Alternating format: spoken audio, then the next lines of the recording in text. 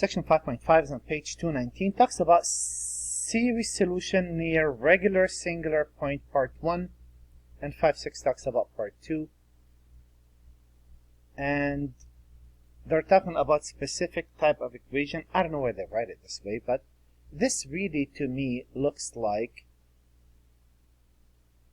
x squared y double prime plus x squared p of x y prime plus x squared q of x y equals 0. To me, if you write those as x squares all, well, hey, that looks really simple. It looks a lot easier than the traditional. You could see p, you could see q, and I don't know whether I read it this way, but there it is. So if I let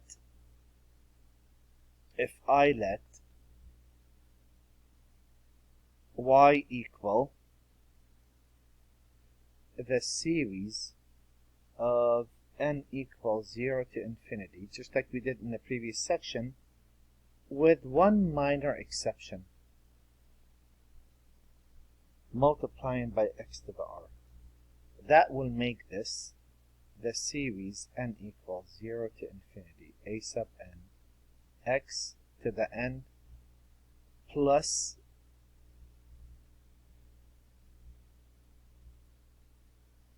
r. Okay, it doesn't want to change the color. I do. And if I take a derivative of this, this is really a sub 0 x to the r plus a sub 1 x to the 1 plus r plus a sub 2 x to the 2 plus r. This discontinues. If I take a derivative, I'll notice that I don't lose any terms.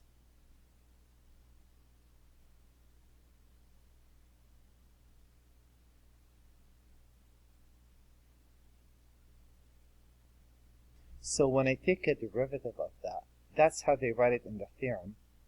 This is really a summarization of a theorem. Given this equation, you let y equal n equals 0 to infinity and so on and so forth, and you go from there. And of course, if you could divide by x squared, you'll notice that you'll get the traditional equation. And that's what we're going to do in the long run. But for now, let's see how this works. Here's a problem. So 4 things they need. Part A, show that the given equation has a regular singular point. B, determine the indicated equation. Recursion relation, that's a must. And the roots of the indicated equation. C, find the series solution corresponding to the larger root. I'll show you what that means. And D, if the roots are unequal and do not differ by an integer, like 1/3 and 1/4, find the series solution corresponding to the smaller root also. So here's a problem. Show that the given differential equation has a regular point. A regular point, part A, I need my traditional equation to read where everything is. I would divide by x.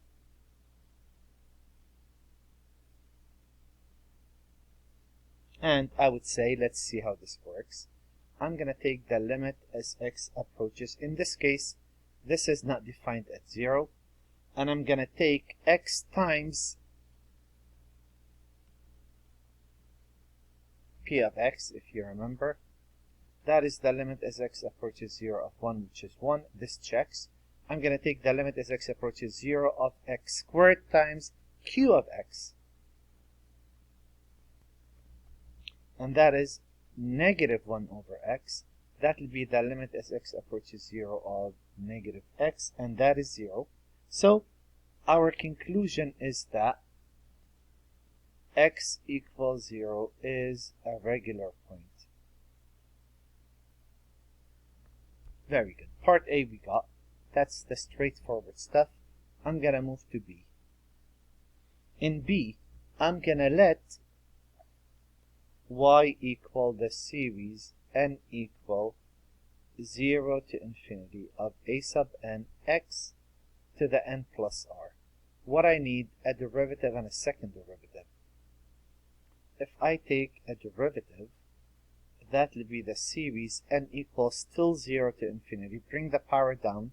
That will be n plus r a sub n x to the n plus r minus 1. And if I take a second derivative, that will still remain 0 to infinity. Bring the power down and subtract 1 from the power. And now if I substitute those in, if I take this equation, and I'll say that's x times, and let's see, I'm going to color code those. Y prime is right there. That would be the series n equals 0 to infinity, n plus r, n plus r minus 1, a sub n, x to the n plus r minus 2. Plus y prime, and y prime I'm going to label right there. That is the series n equals 0 to infinity of n plus r, a sub n, x to the n plus r minus 1, minus y, and there it is, and that would be the series n equals 0 to infinity, a sub n, x to the n plus r, and that should equal to 0. And if I combine everything now, I'm looking at the series n equals 0 to infinity, n plus r minus 1, a sub n, x to the n plus r minus 1, plus the series n equals 0 to infinity, n plus r, a sub n, x to the n plus r minus 1, minus the series n equals 0 to infinity, a sub n, x to the n plus r, equals 0. And we all know how this starts. We're going to start with, excuse me, we're going to start with x. We want all of these to be the same. Since I have both of those as n plus r minus 1, it's easier to modify n and shift this one down instead of changing those two. And of course you could do that. You could change those two and boost them up. But it seems it's easier, it makes more sense for me to run and make one change instead of two. So I could alter one of the series, not both.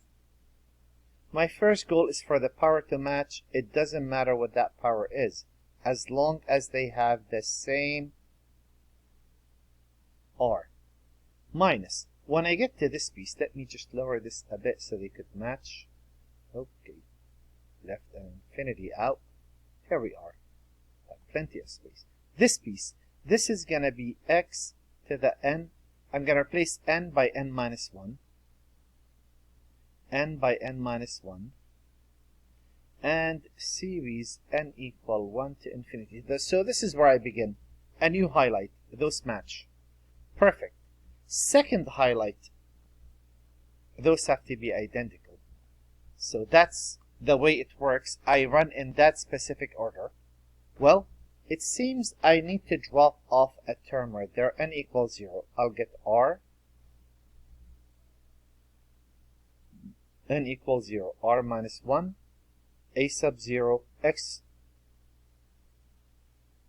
to the r minus 1. Right? Plus the series n equal 1 to infinity. N plus r into n plus r minus 1, a sub n, x to the n plus r minus 1. This second piece, I'm going to throw n equals 0. I am going to get an r, a sub 0, x to the r minus 1, plus the series n equal 1 to infinity, and nothing changes. Everything is the same. I just dropped off the term, plus minus the last piece.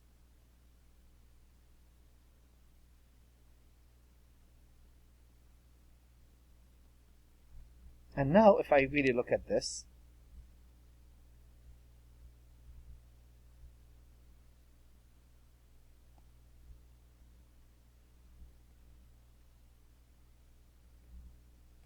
I'm looking at r into r minus 1 a sub 0 x to the r minus 1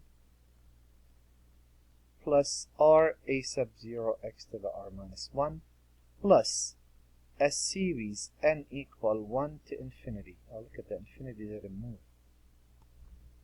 That represents 1, 2, 3. Very good.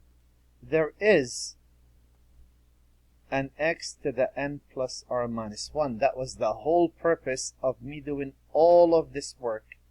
Can I take anything else? I'm glancing at those and trying to see if anything's common. This, n plus r, no n plus r. Well, out of luck, not a big deal. So this is going to be, out of this, I'm going to have n plus r into n minus r minus 1. Oh, here. Plus, oh, a sub 0. My mistake. I'm sorry. Out of this, plus n plus r a sub n. And out of the last piece, if you really look closely, minus a sub n minus 1. And all of that is going to equal 0. To have a 0, those must be 0 and those must be 0. So to get a 0, I'm really looking at r squared minus r plus r. So I factored out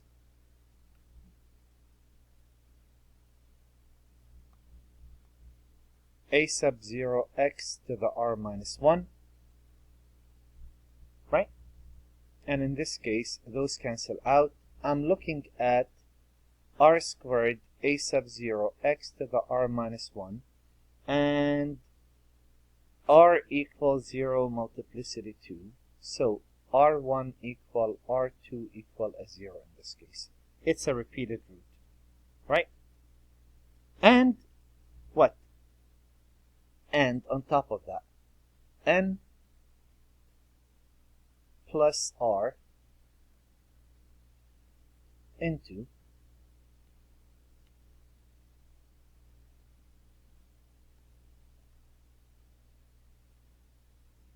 n minus r minus 1 plus n plus r a sub n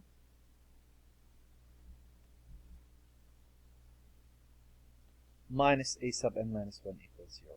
This is n plus r times, wouldn't these r's cancel out?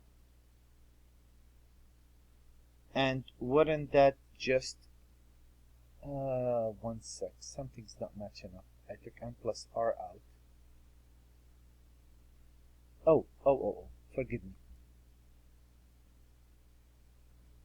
Wouldn't that leave me with n minus r minus 1? And wouldn't that be just, I already factored that, wouldn't that just be a plus 1? So those two cancel out. And wouldn't that make it n minus r times, oh boy, what is wrong? Why is that not working? Give me a C. Okay, I see it. I copied it wrong. That was a plus, right?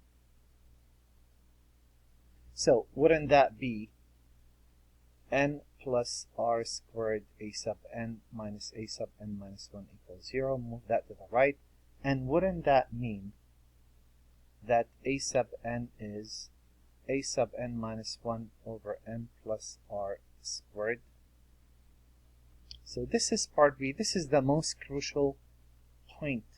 B is the star. We just figured out B right there. Now, from B, you could generate anything that they want. In this case, they say in part C, find the series solution for x being positive, corresponding to the larger root. Well, r equals 0 we got. And if the roots differ, if the roots are unequal, they're not equal, and do not differ by more than an integer, if you really want to ignore D, you can. I just want C. That is, find the series solution corresponding to the larger root. So here, in this example, I got r1 and r2 to be equal.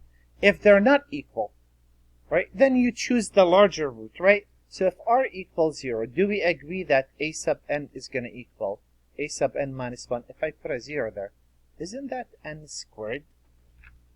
Wouldn't that be it? And if I look for a sub 1, wouldn't that be, oh yeah, and I forgot to say,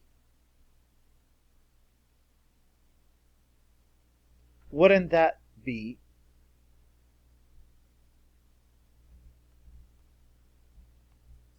if I let n equal 1, wouldn't that be a sub 1 equal a sub 0 divided by 1 squared? And how about a sub 2? Isn't a sub 2 a sub 1 divided by 2 squared? And how about a sub 3? Oh, wait, but I know what that is. Wouldn't that be a sub, wouldn't that be 1 over 1 squared times, okay, I'll get it right, don't worry. Wouldn't that be 1 over 2 squared times, and isn't this all of this? I know for this problem it doesn't mean much, but it's okay. We need to really get it into that form. How about a sub 3? Isn't that a sub 2 divided by 2 squared? Okay, what am I doing wrong? Oh, 3 squared. Okay. And isn't that 1 over 3 squared times? And isn't a 2 all of this? Wouldn't that be 1 over 2 squared times a sub 0 over 1 squared? And maybe one more, maybe we find a sub 4. Isn't a sub 4 a sub 3 over 4 squared? Isn't that 1 over 4 squared times, and isn't a 3 right there? Isn't that 1 over 3 squared times 1 over 2 squared times 1 over 1 squared, a sub 0?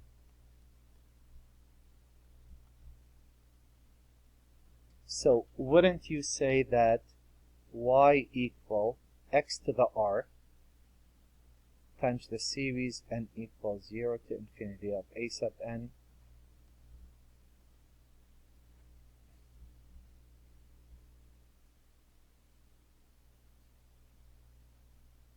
x sub n? So for this problem, wouldn't you say y equal x to the 0, which is 1 in this case, series n equals 0 to infinity, or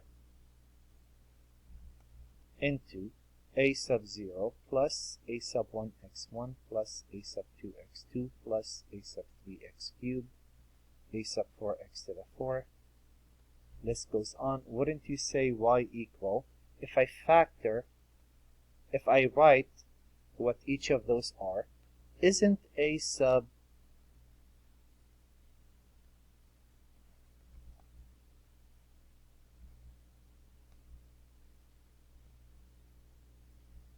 isn't that 1 over 2 squared times 1 squared a sub 0 x squared? Isn't a sub 3 all of that? Isn't that 1 over 3 squared times 2 squared times 1 squared a sub 0 times x cubed? And wouldn't you say x sub 4 is all of this mess? Wouldn't that be 1 over 4 squared times 3 squared times 2 squared times 1 squared a sub 0 x to the 4th? And the list goes on. It doesn't really stop there. Wouldn't y equal, if I factor a sub 0 out, 1 plus x to the 1 over 1 squared plus x squared over, wouldn't you say that's 2 times 1 squared? X sub 3 over, isn't that 3 times 2 times 1 squared? And isn't that x to the 4th over 4 times 3 times 2 times 1?